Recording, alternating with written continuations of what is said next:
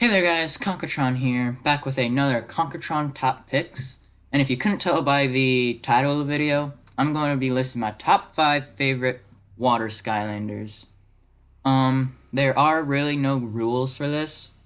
Just I can't have like, I don't know, dive clops and then mistletoe dive clops, so like no duplicates, but if I wanted to, I could have Gill Grunt and then deep dive Gill Grunt, because they're two different characters. Now, with top number 5 will be the Sensei Grave Clobber.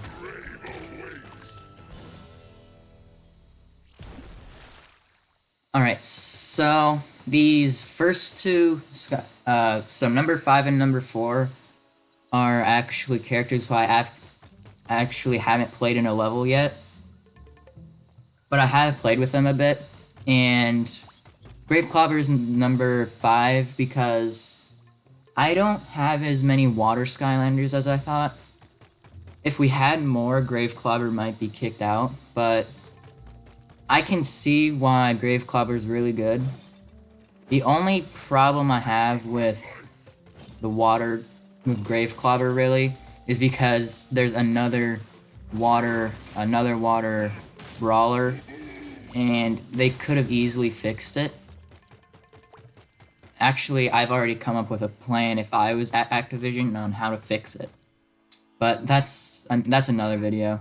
So, alright, so that means number 4 will be the Supercharger Deep Dive Gill Grunt.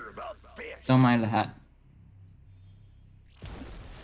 Alright, so as you can see, Deep Dive Gill Grunt hasn't been played as of lot, but I looked at his upgrades, and they're actually look really cool. Like this lightning thing, if I can figure out what button it is. It doesn't do a whole lot of damage, but again, he's only level 5, so you could probably upgrade it some more.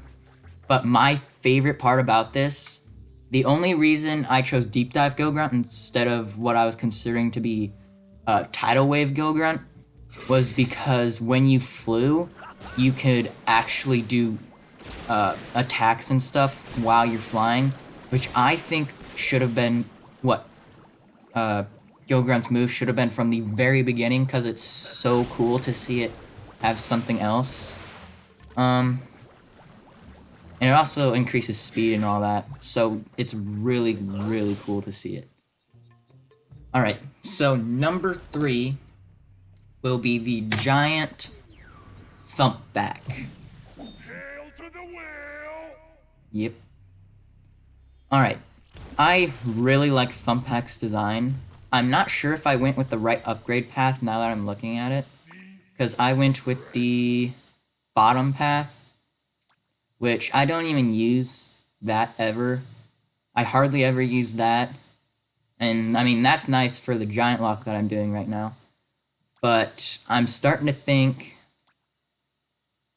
I should have done the top path. But if I go into Superchargers, I can change it.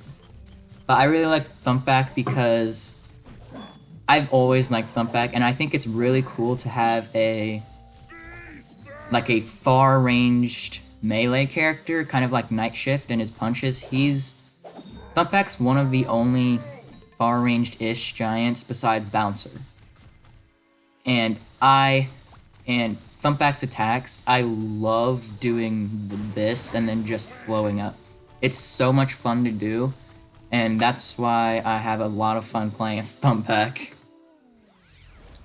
Alright, so number 1 and number 2 were really close calls, but I had to go with the Sensei Tide Pool instead of number 1. They were really close calls. She got damaged while I was doing one of the surprise attack things, but I went with the top path of Tide Pool, and it was really cool, and she has wicked, like, that is so good. And then, like, if you charge up and hold A a bunch, you can unleash that, which is wicked. It's so much damage, especially, like, I think each of the charged up ink shots do 110, so that's like 110 times, like, there's like 15 of them or something. The only reason she didn't go over the next one was because of this attack.